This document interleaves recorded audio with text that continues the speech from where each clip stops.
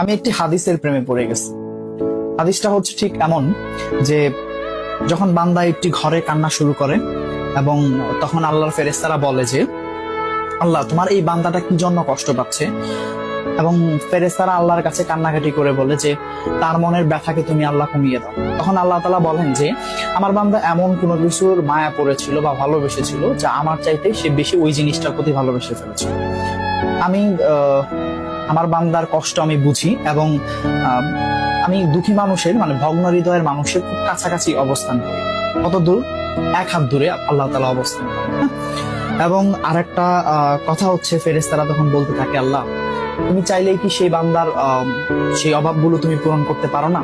তখন আল্লাহ তাআলা বলেন যে আমি ওয়াদা করতেছি আমার বান্দা যে জিনিসটা তার জীবন থেকে হারিয়েছে তার চাইতে অধিক উত্তম জিনিস আমি তাকে দিব, যা দেখে পৃথিবীর মানুষ বিস্মিত হবে।